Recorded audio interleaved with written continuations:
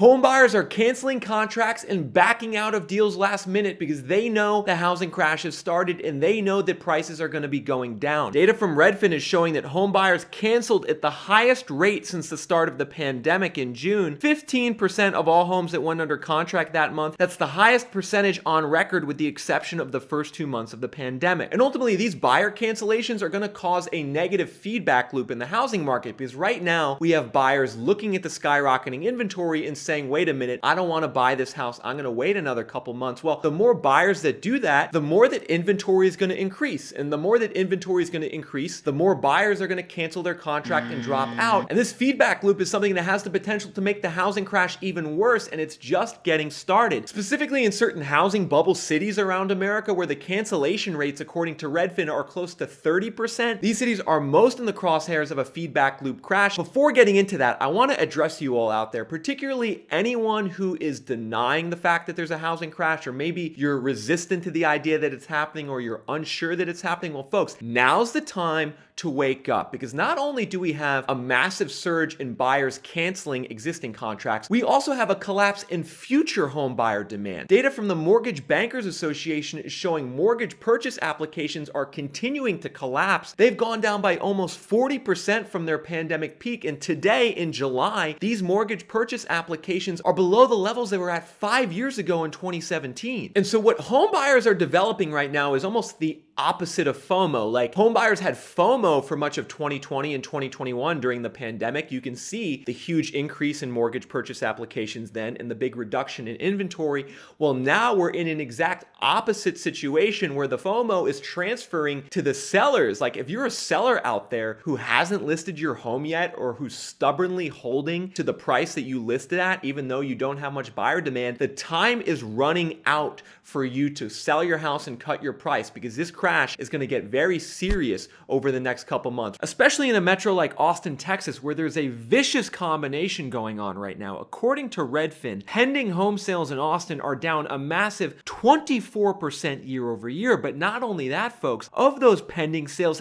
18% are falling out of contract, leaving a record-setting pileup of inventory in Austin that's already pushing prices down. And if you happen to live in one of these cities where pending home sales are collapsing and the cancellation rate for pending sales is high, that's a big problem. That's a double whammy. There's going to be even more inventory piling up on the market in future months and even bigger price reductions in these cities. And I'm really scared for one city in particular where the cancellation rate is nearly 30%. There's some big problems going on in this city and housing market. But before revealing that city, it's really important that you all understand that buyers canceling contracts and dropping out of the housing market isn't just related to them getting cold feet. It also has to do with the fact that buyers are being forced out of the market by banks and mortgage lenders. Because right now in America, home prices and mortgage rates have surged so much that the typical front-end debt-to-income ratio is 34%, which takes the typical annual cost of a mortgage in America, divides it by the median income. You can see that this 34% debt-to-income ratio, that has now matched the highs we last experienced in 06-07 at the peak of the last housing bubble, which was a sign that the housing market was going to crash. And this ultimately means that mortgage lenders are having to reject homebuyer applicants. So a home buyer will apply for a loan to buy a house, and then when the bank or the mortgage lender does the underwriting, they realize, wait a minute, this home buyer actually can't afford this house, so we're not going to give them the loan and they're not going to be able to buy it, and the contract is going to be canceled, especially because these mortgage companies are now starting to go bankrupt. 2 weeks ago, I reported on this channel about how we had our first mortgage company go bankrupt, First Guarantee Mortgage Corporation out of Plano. Well, since then, we had a second mortgage company go bankrupt, Sprout Mortgage out of New York. That makes two. On top of that, Loan Depot, the fourth largest lender in America, who I called out in that video, they just laid off over 2,000 employees in the last week. They're a company that also could go out of business. So we have all these issues in the mortgage market, which are then being compounded by the fact that buyers are getting cold feet and dropping out on their own volition. And oh, by the way, on top of all of this, everyone, we now have investors backing out of deals and canceling contracts. Because when you look at the markets with the highest buyer cancellation rate, metros like Atlanta, Jacksonville, Phoenix, Miami, what do you notice about all of them is that they also have the highest rate of investor purchases. And when you look at this graph, which compares the investor purchase percentage data from Redfin with the home buyer cancellation rate, you see an insane relationship, an R-squared of over 0.5, indicating that cities with the most investor purchases also have the highest cancellation rate, which is telling you that a big part of this cancellation surge is investors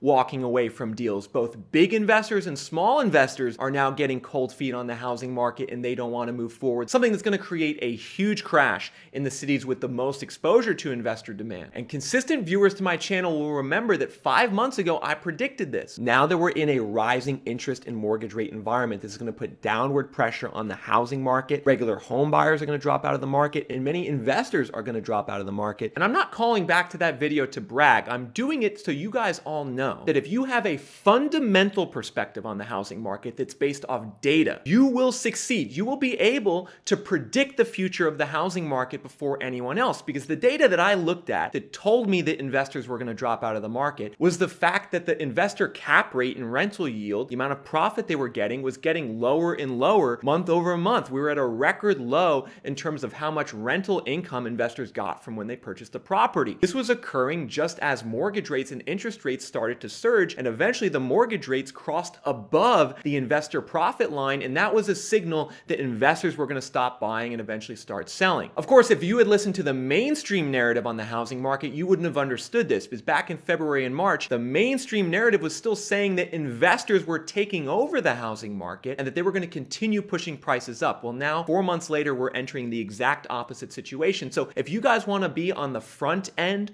of trends in the housing market, if you want to see what's coming before it happens, make sure you're a subscriber to this channel. Also, make sure you hit the join button below and become a channel member. You'll get access to exclusive data and interactive graphs that are going to enhance your ability to predict the trends in the housing market and make a better home buying decision. Now, before signing off, we need to talk about that one city that has me very concerned about the future of its housing market due to how high the cancellation rate is. In this city, the cancellation rate is nearly 30%, meaning that over 1/4 of all the homes that go under contract, well, they don't end up selling, a sign that there's severe underlying problems in this housing market. No doubt related to the fact that investors were buying a large share of homes, no doubt related to the fact that the home buyers in this market earn low wages and can't afford the prevailing home prices and mortgage rates. Where am I talking about? That would be Las Vegas, where according to Redfin, over 27% of the pending sales in June fell out of contract. What's interesting about this list is that below Las Vegas, you can see a string of markets in Florida: Lakeland, Cape Coral, Port St. Lucie, Palm Bay, Orlando. And if we zoom out to the cancellation map nationally, we can see orange all over the state of Florida. Huge cancellation rates there. Huge cancellation rates basically most places in the South. Atlanta has a high cancellation rate. New Orleans has a high cancellation rate. So does Houston, San Antonio, Austin, and Dallas. Heading into the Southwest, we talked about how Phoenix has a high cancel rate. Even Riverside, California does. Salt Lake City does. Boise, Idaho does. And not surprisingly, these are the housing markets that are in the biggest bubble. So pay attention, folks. This cancellation rate data is telling you something about these housing markets. Either that investors are backing out of the market and that's going to cause a price decline, or maybe home buyers are getting cold feet, or worse, home buyers can't afford the homes and can't qualify for the mortgages. These metros in orange, there's going to be big problems going forward in some of these housing markets due to these cancellation rates. Now, interestingly, once again, we see the broader trend of the Northeast in the Midwest not participating as much in this bubble. The cancellation rates are much lower there, especially in the New York, New Jersey metro area. They're around 10%. If we go to the DC area, they're around 10%. If we go up to Minneapolis and Rochester, Minnesota, they're 5 to 10%. Omaha, Nebraska's 5%. And so in the Midwest and Northeast, when a home buyer goes under contract, they are much more likely to close, which is a sign that these housing markets are more stable and is one reason why they haven't started to crash as much yet. That's not to say that the Midwest and Northeast won't have a correction. I believe that they will, but it's to say that the biggest price declines are coming in these high cancellation rate metros in orange. If you want to understand why this trend of canceled contracts is getting so bad, make sure you watch the video I did 2 weeks ago on mortgage lenders going bankrupt. Click the link directly in front of you to watch it right now. Even if you've already seen it, make sure to rewatch it, because this is an active trend. It's accelerating. Every day there's a new story about a new mortgage company going out of business or laying off workers.